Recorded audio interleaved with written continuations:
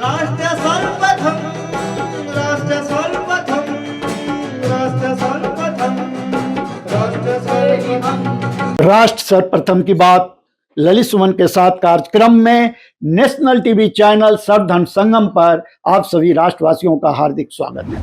राष्ट्र सर्वप्रथम की बात में हम अभी बात करेंगे दिल्ली के पूर्व मुख्यमंत्री और राजस्थान के गवर्नर रहे स्वर्गीय मदन लाल खुराना जी के पुत्र हरीश मदन लाल खुराना, जो मोती नगर विधानसभा क्षेत्र के विधायक तो चुने ही गए थे।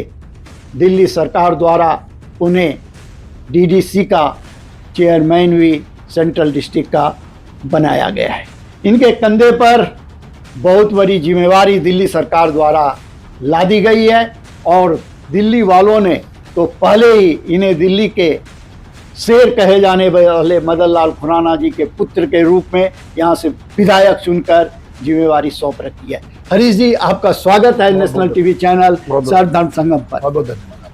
बहुत बहुत धन्यवाद। आप ये बताइए कि जब से आप विधायक चुने गए और आज जब आप सेंट्रल डिस्ट्रिक्ट के चेयरमैन भी बनाए गए हैं, तो आपके कंधे पर तो बहुत जिम्मेवारी आ गई।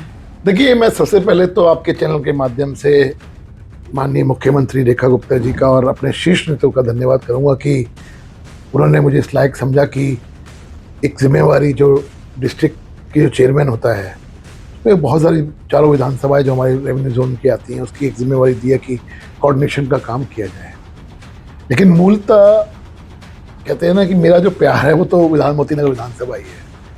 उसके के प्रति जो मेरी जवाबदेही है वो कम नहीं होने वाली। जितनी मर्जी जिम्मेवारी, जहाँ मर्जी मैं आदमी कहीं भी चला जाता है, घर तो अपने ही आता है ना। अल्टीमेटली घर मेरा यही है, परिवार मेरा यही है। सरकार जितनी मर्जी जिम्मेवारी दे दे, लेकिन मेरी जवाबदेही हमेशा मेरे मोती नगर के परिवार के, विधानसभा के परिवार के प्रति रहेगी और हमेशा रहेगी। जिम्मेवारी आती हैं जाती हैं, बट परिवार हमेशा एक साथ रहता है, हमेशा इकट्ठा रहता है, हमेशा वहीं रहता है।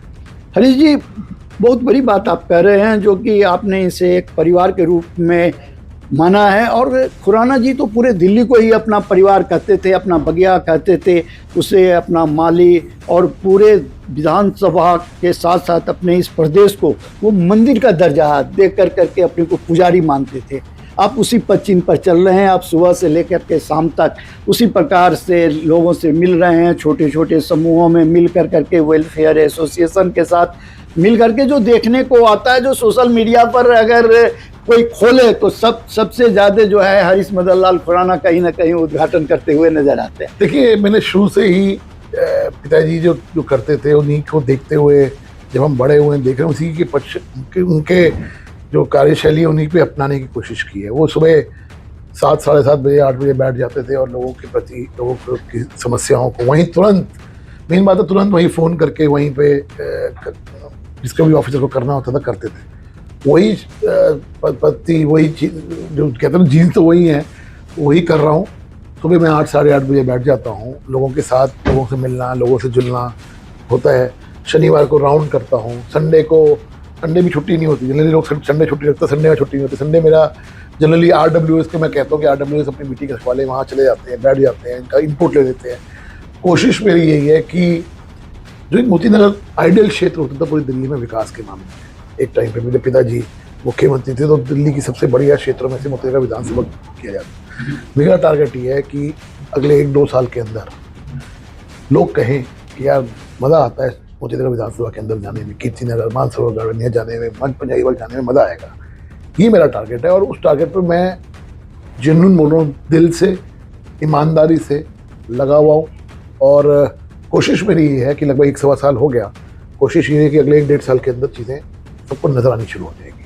हाँ, आपने नेशनल टीवी चैनल पर अपने पहले इंटरव्यू में बहुत ही विस्तार से बताया था, जो कि आप 1 साल के अंदर जो है सो आपको अगर समय मिले तो आप मोती नगर विधानसभा क्षेत्र को बहुत ही बेहतर बनाने का काम करेंगे। और उस दिशा में आपने बहुत ही अच्छा काम किया। और किसी भी क्षेत्र में विकास के लिए अगर सबसे ज़्यादा कुछ आवश्यक है तो वो फंड। तो आपको तो दिल्ली की मुख्यमंत्री द्वारा 135 करोड़ रुपया का एक तोहफा जो है सो दिया जा चुका है विकास के लिए, और आपके अपने विधायक के फंड के भी पैसे हैं, तो फंड की तो आपको कहीं कमी नहीं है।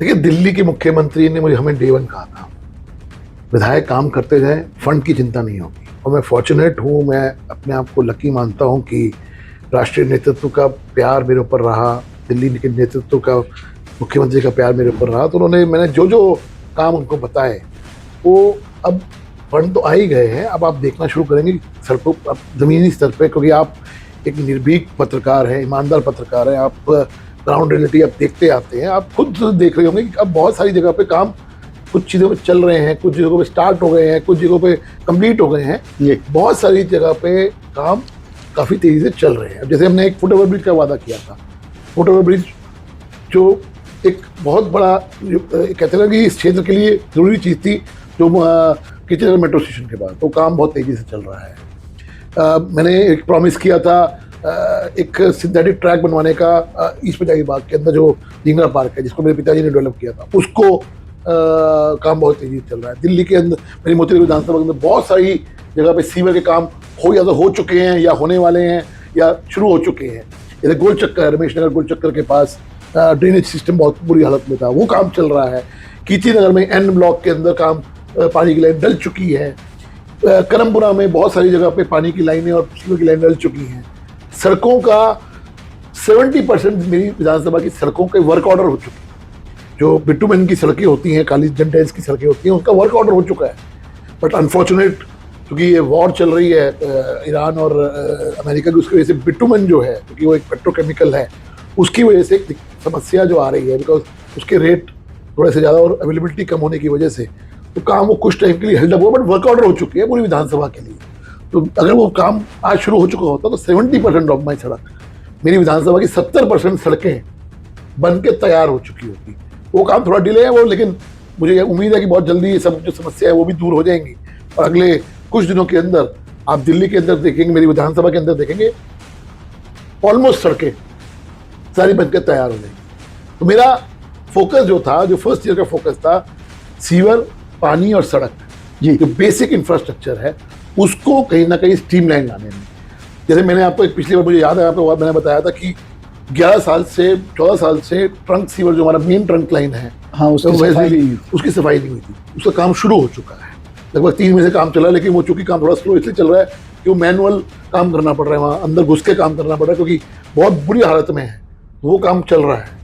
पानी का अभी से ही कई जगह पे मैंने बोरवेल, कम्युनिटी बोरवेल जो होते हैं, वो मैंने अप्रूवल्स ले आए हैं। अगले 15-20 दिन के अंदर वो दिखने शुरू हो जाएंगे, तो गर्मियों में लोगों को दिक्कत ना आए, ऑलरेडी इसकी प्लानिंग शुरू कर दी है। तो आपको लगेगा अगले 3-4 महीने के अंदर, आपको मैं एक बार श्योर पे करता हूँ कि आप जब रियलिटी चेक कराओगे, रियलिटी चेक में आपको दिखेगा कि बहुत बड़ा क्षेत्र के अंदर बदलाव विकास के प्रति आया है। एक तरफ सड़क, सीवर और पानी की समस्या का निदान की दिशा में लगातार काम हो रहा है, दूसरी ओर इसी क्षेत्र के शिक्षा से संबंधित जुड़ा हुआ मसला है, जो शिक्षा का भी एक मापदंड होता है, क्योंकि उससे मूल्यांकन होता है जो उस क्षेत्र में विधायक क्या काम कर रहे हैं।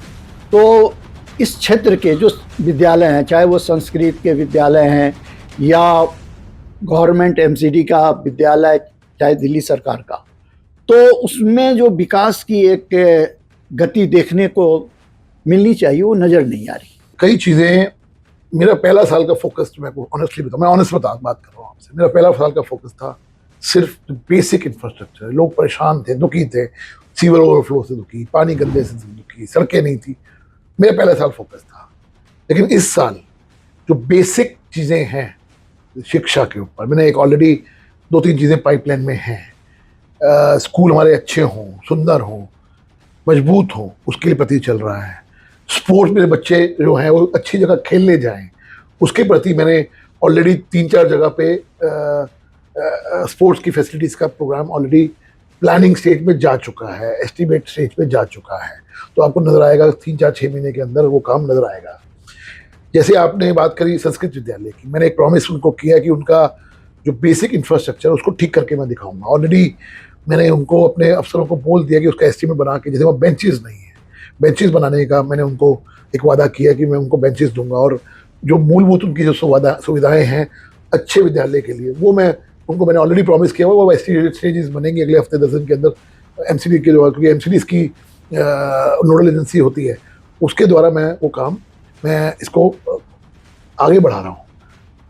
लेकिन एक बात तय है सर, जो मैंने प्रॉमिस किए हैं, एक एक प्रॉमिस पूरा होगा, एक एक प्रॉमिस। नहीं, वो तो निश्चित रूप से पूरा होगा। ये तो मदन लाल खुराना जी का जो है दिल्ली वालों से वादा रहा है। Exactly. और आप उनके उत्तराधिकारी हैं। आपका तो यह नैतिक जिम्मेवारी और कर्तव्य बनता है जो कि आप दिल्ली को उन्हीं के मंदिर की तरह सजाएं, संवारें। एग्जैक्टली। और दूसरा, इस साल आपने शिक्षा की बात तो करी, जैसे मैंने बताया शिक्षा की हमारी बिल्डिंगें अच्छी हों, हमारे कंप्यूटर हमें मिले। मैं एक सेंटर भी शायद खोलने जा रहा हूँ, बात चल रही है अपने विधायक कार्यालय के अंदर, जहाँ बच्चों को कंप्यूटर की शिक्षा मिल सके। ये काम हो रहे हैं। लेकिन मेरा इस साल जो सबसे बड़ा फोकस रहने वाला है, ये सेकेंड ईयर है, वो है जो अनऑथराइज कब्जे और पार्किंग की समस्या और जो ट्रैफिक की समस्या है, उसको ठीक करने में मेरा बहुत बड़ा जोर है। ये विकराल रूप लेती जा रही है और मैं आपके चैनल के माध्यम से आज उन माफियाओं को, पार्किंग माफिया हो गए, ये ट्रक माफिया हो गए,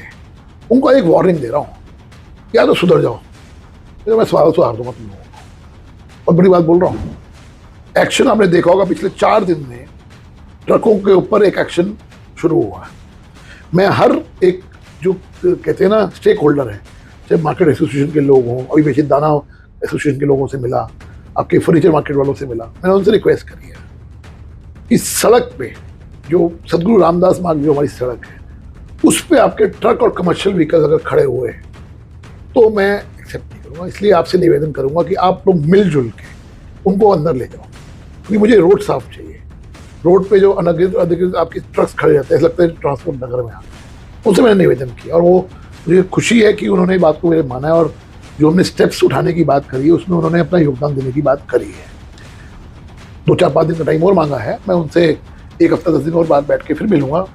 लेकिन आपने देखा होगा, शायद आप विषय देखना भी, कुछ हद तक कम हुआ है, खत्म नहीं हुआ बट कुछ हद तक खत्म हुआ है। उनके लिए एक अलग से पार्किंग की व्यवस्था भी कर रहा हूँ कि जो ट्रक मेन रोड पे खड़े होते हैं वो कहीं जहाँ लगेंगे वो जगह आइडेंटिफाई कर ली है। डीडीए जो लैंड है उसको मैं जोन करवा रहा हूँ ताकि पार्किंग जोन हो जाए। तो अपनी तरफ से मेरा उन लोगों पे एक जो माफियापन है ना, उस पर अटैक होना शुरू हो गया है। और मैं तो उनको साफ कहूँगा, या तो खुद सुधर जाओ, नहीं तो सुधारना हमें आता है, प्रशासन सुधार देगा आपको, चिंता मत करो। या तो खुद सुधर जाओ, नहीं तो फिर जब एक्शन होगा फिर बाद में चिल्लाना मत। विधायक जी, आपने पहली बैठक जब हम लोगों ने किया था, मीडिया पर बात कर रहे थे, रूबरू हुए थे, तो आपने उस समय में कहा था जो कि आपके रडार पर कुछ माफिया हैं जिसे आप जल्दी ही जो है सो रडार पर लाएंगे। लेकिन 1 साल गुजर गया, 1 साल में आप उन माफियाओं को देखिए, कुछ हद तक आप ये कहो पूरा खत्म हो गया, नहीं पूरा खत्म नहीं हुआ, लेकिन कुछ हद तक लगाम लगी है। मुझे रिपोर्ट्स आती है, कुछ हद तक लगाम लगी है, लेकिन खत्म होने में देखो, मैं आपको ऑनेस्टली बताऊँ, थोड़ा टाइम लग रहा है। लेकिन अब वो वक्त आ गया है, अब आइडेंटिफाई हो गए, कौन व्यक्ति आइडेंटिफाई हो गए, कौन ये सब चल रहा है, कौन ये कर रहा है। तो अब थोड़ा सा अब समय आ गया है।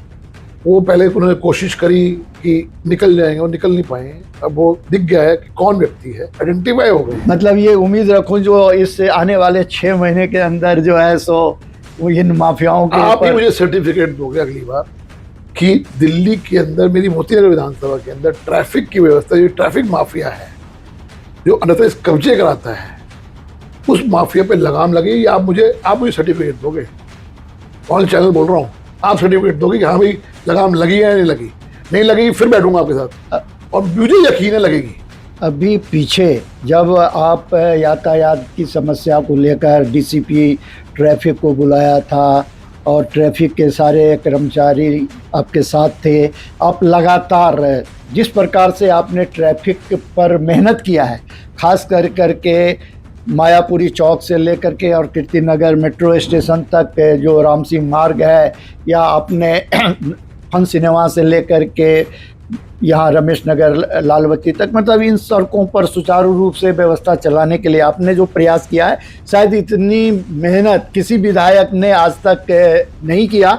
मैंने तो 30 वर्षों में इस रोड पर इस के लिए किसी को मेहनत करते नहीं देखा। हाँ, एक आध बैठक होती थी और अफसरों को कह दिया जाता था और कंट्रोल किया जाता था, लेकिन आपने रियल में ग्रास रूट पे यह मेहनत किया है, इसके लिए आप धन्यवाद के पात्र है। बहुत बहुत शुक्रिया। लेकिन इसमें कुछ मुख्य समस्या है जिसके तरफ आपका ध्यान आकृष्ट करना चाहूँगा।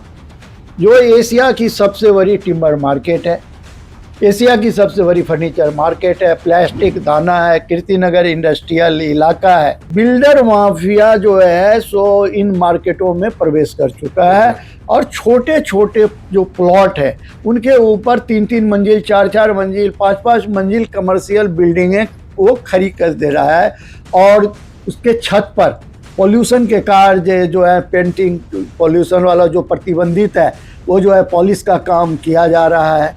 पत्थर कटिंग का काम जो है रात के अंधेरे में हो रहा है। वही बात विधानसभा में खड़े होके जी मैंने सवाल उठाया पॉल्यूशन को लेके, मार्बल कटिंग वालों का एक्शन होना शुरू हुआ। कितने लोगों की सीलिंग हो गई? हुई है नहीं हुई? हाँ, हुई है। हुई है। इस क्षेत्र का विकास बेतरतीब तरीके से, कुछ लोगों का कमर्शियल हित साथ था, इसलिए वो माफियागिरी कह लीजिए, एक नेक्सस कह लीजिए, हो गया था। उसके बाद जब से मैं आया, कोशिश मेरी ये है कि इस नेक्सस को ठीक करते हुए, तोड़ते हुए, ये जो अनऑथराइज्ड कंस्ट्रक्शंस हैं, अवैध तरीके से कामकाज हो रहा है, जिस जोन में कामकाज नहीं होना चाहिए उस जोन में कामकाज हो रहा है, झुग्गियों के अंदर ये चीजें चल रही हैं जी, इस पर लगाम लगाने की कोशिश की है। आइडेंटिफाई भी हो गया। और अब चूंकि अब मैं डेवलपमेंट कमेटी का चेयरमैन भी हूँ, तो बहुत सारी चीजें आपके हाथ में अधिकार क्षेत्र में आएंगी। अब जैसे आपने अभी बात बोली, पार्किंग का एक क्षेत्र होना चाहिए, वो ऑलरेडी आइडेंटिफाई हो गया है। डीडीए के अफसर के साथ राउंड भी हो गया है। और कल जब हम बात करेंगे, कल शाम को इसी टाइम मेरा समय है वाइस चेयरमैन के साथ मिलने का, इसी मुद्दे के ऊपर कि हम उस जगह को जो हमने आइडेंटिफाई की है उसको हम पार्किंग जोन कैसे डिक्लेयर करके फटाफट करा के कार्रवाई शुरू कराएं। मुझे अश्योर किया गया कि अगले 1.5-2 महीने के अंदर हम जो लैंड जो हमने आइडेंटिफाई, काफ़ी बड़ी लैंड है, उसमें अच्छे खासे ट्रक, कमर्शियल व्हीकल्स और गाड़ियाँ आ सकती हैं, वो हम आइडेंटिफाई करके फॉर द टाइम बीइंग 1-2 साल, जब तक कुछ वैकल्पिक व्यवस्था नहीं होती तब तक हम वहाँ पे पार्किंग कराए जाए। मुझे अश्योर किया गया कि 2 महीने के अंदर वो सब चीज़ें अलॉट भी हो जाएंगी और काम शुरू हो जाएगा उसके ऊपर। तो मुझे लगता है कि जैसे मैंने आपसे 6 महीने और मांगे हैं कि 6 महीने में आप देखिएगा इस क्षेत्र का विकास आप लोगों को दिखना शुरू होगा ग्राउंड पे। अनऑथराइज्ड कब्जे हटने शुरू होंगे आपको ग्राउंड पे, पार्किंग समस्या दूर होनी शुरू होगी ग्राउंड पे। अभी तो सिर्फ प्लानिंग स्टेज है, एग्जीक्यूशन स्टेज है, ये सब चीजें एग्जीक्यूशन, ग्राउंड में आपको अगले 2-3 महीने 4 महीने के अंदर नजर आना शुरू होगा। और जो मेरी कमिटमेंट है इस क्षेत्र को सुंदर बनाने में, फिर बोल रहा हूँ, वो मैं करके रहूंगा। मैं कहता हूँ सिंगल वर्डेड एजेंडा है, मुझे कुछ नहीं चाहिए, मुझे इस वक्त अपने क्षेत्र को बढ़िया चाहिए, मेरा परिवार है उस चैन से सोए, ये मेरा वो है। मतलब ये मान करके चलें जो कि एशिया की सबसे बड़ी टिम्बर मार्केट, जिस मार्केट में जो समस्याएं हैं जैसे पार्क की समस्या या गवर्नमेंट लैंड पे कब्जा की समस्या, एक प्रॉमिस करता हूँ कि चैनल के बाद जी, अब सरकारी लैंड पे कब्जे नहीं होंगे, और जो ये बात तय है, और जो कब्जे कर कार्रवाई शुरू होंगी सर, अब आइडेंटिफाई हो गई है, मानू पक्का होगी। आप सिर्फ निवेदन है सर, आप रियलिटी चेक करिएगा कि 3-4 महीने के बाद 3 लैंड तो मैंने अभी छुड़वाई हैं गवर्नमेंट की, आपको पता है मैं कौन सी बात कर रहा हूँ। गवर्नमेंट के कब्जे हो गए, वहाँ झुग्गियाँ डल गई थी, वहाँ दुकानें डल गई थी, कराए हैं। मेरे डीएम से बात हो चुकी है, राउंड पे लेके आऊंगा डीएम को अगले 15-20 दिन के अंदर, उसको दिखाऊंगा रियलिटी क्या है। ये देख भाई, एक बात पक्की है, मुझे कोई खरीद नहीं सकता। ये पहले जो नेक्सस चलता था ना, भ्रष्टाचार चरम पे, इसको भी खरीद लो, उसको भी खरीद लो, यहाँ सिस्टम को खरीद लो, ये सरकार ऐसी आई है, ये बिकने वालों में से नहीं है। हाँ, और ये विधायक ऐसा है, ये इसको कोई खरीद नहीं सकता। इसलिए जब सिस्टम स्ट्रांग हो ना, जब सिस्टम बिकाऊ ना हो, तो ये चीजों को अपने आप दूर होना ही पड़ता है। ये तो बहुत बड़ी उदाहरण अभी रेखा गुप्ता की सरकार ने डीसी को सीबीआई के हाथों रंगे हाथ पकड़वा करके साबित की है। एग्जैक्टली यही मैं कह रहा हूँ।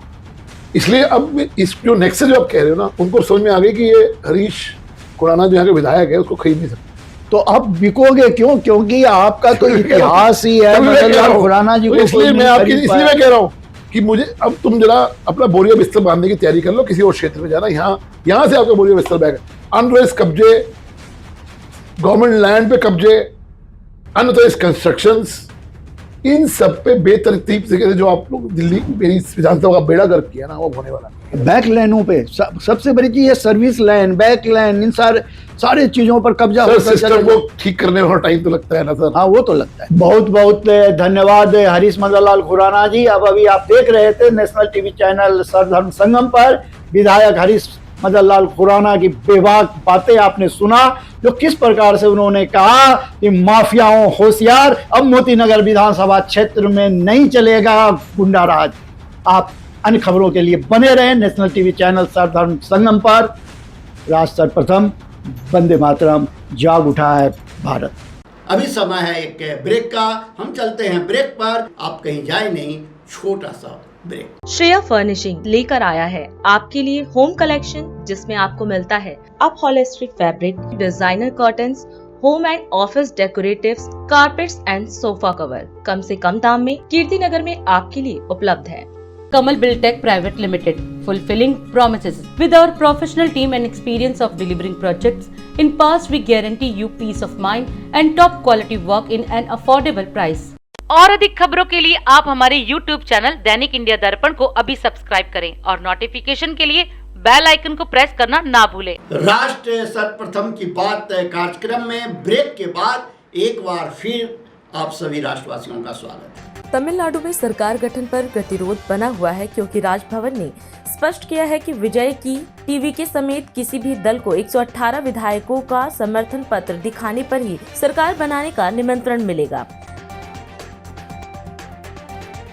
समाजवादी पार्टी के प्रमुख अखिलेश यादव ने तमिलनाडु में डीएमके से संबंध तोड़ने और अभिनेता राजनेता विजय की तमिलगा वेट्री कजगम को राज्य में सरकार बनाने के लिए समर्थन देने के बाद कांग्रेस पर निशाना साधा। दिल्ली पुलिस के विशेष प्रकोष्ठ ने पाकिस्तान की खुफिया एजेंसी आईएसआई के कथित रूप से जुड़े शहजाद भट्टी मॉड्यूल के खिलाफ बड़ी कार्रवाई करते हुए एक ऐसे नेटवर्क का खुलासा किया है जो उत्तर भारत में कई संवेदनशील स्थानों पर हमलों की साजिश रच रहा था। भारतीय रेलवे ने रेल यात्रा को सुरक्षित और दुर्घटना मुक्त बनाने की दिशा में एक बड़ा कदम उठाया है।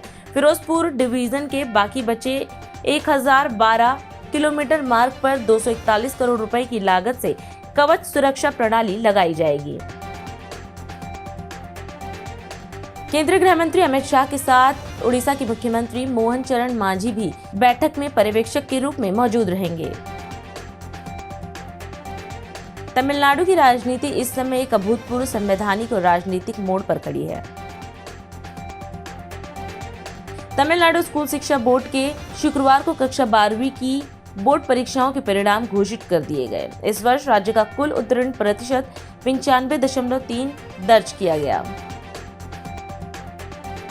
कांग्रेस ने दिल्ली की मुख्यमंत्री के लू अभियान पर निशाना साधते हुए कहा कि मोदी सरकार के एक मंत्री ने पहले ही गर्मी का इलाज जेब में प्याज रखो की लू कार्य योजना की घोषणा कर दी है। पश्चिम बंगाल के राज्यपाल आरएन रवि ने मंत्रिमंडल भंग कर दिया है। इसका मतलब है कि तृणमूल कांग्रेस प्रमुख ममता बनर्जी अब पूर्वी राज्य की मुख्यमंत्री नहीं है। नोएडा के बजाय 15 जून को दिल्ली से लखनऊ जाने वाली इंडिगो की विमान यात्रा सस्ती है। नोएडा से लखनऊ का किराया 5,194 रुपए है। कोलकाता में केंद्रीय गृह मंत्री अमित शाह की मौजूदगी में भाजपा विधायक दल की महत्वपूर्ण बैठक आयोजित की गई। बैठक में शुभेंदु अधिकारी को सर्वसम्मति से भाजपा विधायक दल का नेता चुना गया, जिसके बाद उनके पश्चिम बंगाल का मुख्यमंत्री बनने का रास्ता साफ हो गया है। इसके उपरांत कार्यकर्ताओं को संबोधित करते हुए अमित शाह ने पश्चिम बंगाल की जनता का प्रचंड बहुमत के लिए आभार व्यक्त किया। उन्होंने कहा कि जनता की अपेक्षाओं पर खरा उतरने के लिए पूरी प्रतिबद्धता के साथ कार्य करेगी भाजपा। अमित शाह ने कहा कि भाजपा कार्यकर्ताओं का लक्ष्य सोनार बांग्ला के सपने को साकार करना है। उन्होंने कहा कि प्रधानमंत्री नरेंद्र मोदी ने पश्चिम बंगाल की जनता से जो वादे किए हैं उन्हें पूरी ईमानदारी के साथ पूरा किया जाएगा। मित्रों, सबसे पहले मैं दो हाथ जोड़कर बहुत जिम्मेदारी के साथ बंगाल की जनता को कोटि कोटि धन्यवाद करना चाहता हूं। भारतीय जनता पार्टी और हमारे नेता नरेंद्र मोदी पर भरोसा कर बंगाल की जनता ने जो प्रचंड विजय हमें दी है, इसके लिए मैं बहुत बहुत धन्यवाद करता हूं। मैं पार्टी की ओर से ये भी कहना चाहता हूं कि बंगाल की जनता ने हमसे जो अपेक्षाएं रखी हैं, जिस आशाओं को संजो कर मैंडेट दिया है, हम पूरा प्रयास करेंगे आपके विश्वास को तनिक भी ठेस न पहुंचे, इसमें कहीं कमी न रह जाए।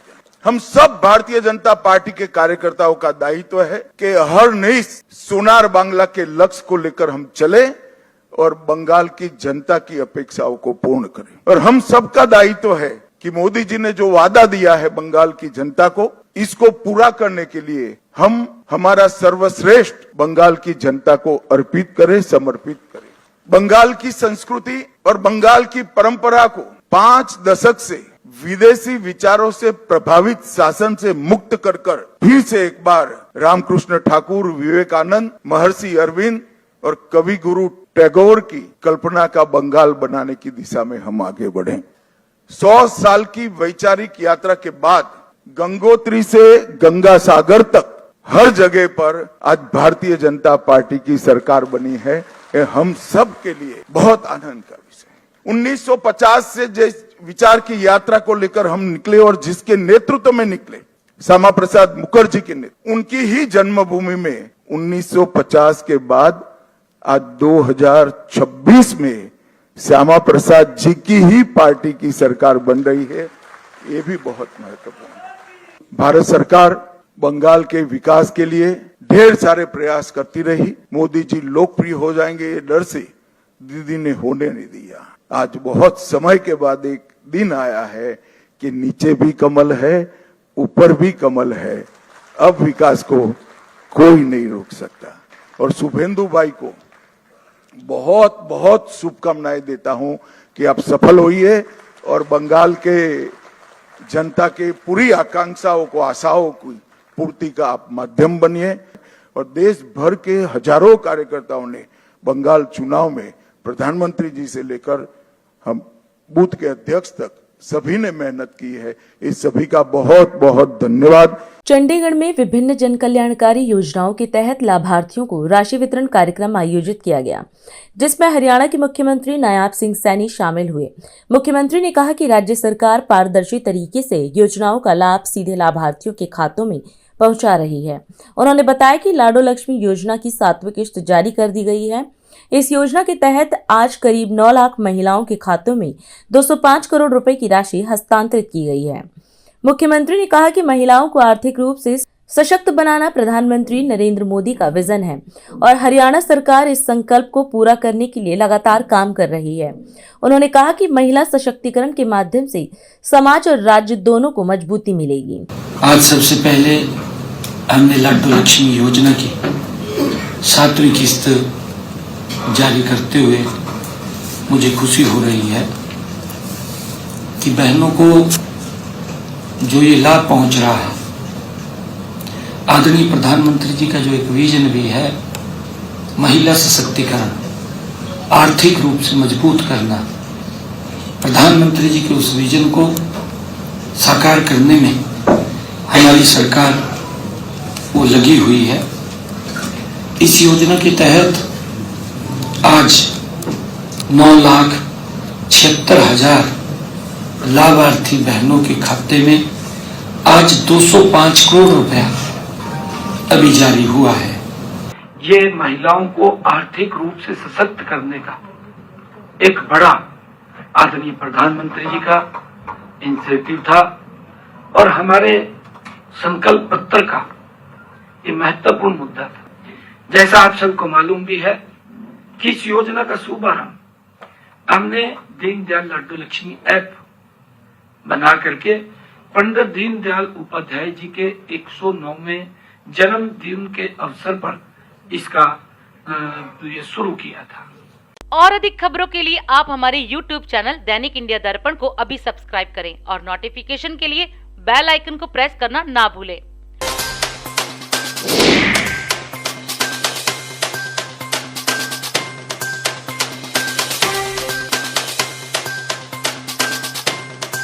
आज हम इस कार्यक्रम में आपसे विदा लेते हैं। आप अन्य खबरों के लिए बने रहे। राष्ट्र सर्वप्रथम, वंदे मातरम, जाग उठा है भारत। राष्ट्र सर्वप्रथम, राष्ट्र सर्वप्रथम, राष्ट्र सर्वप्रथम, राष्ट्र सर्वप्रथम।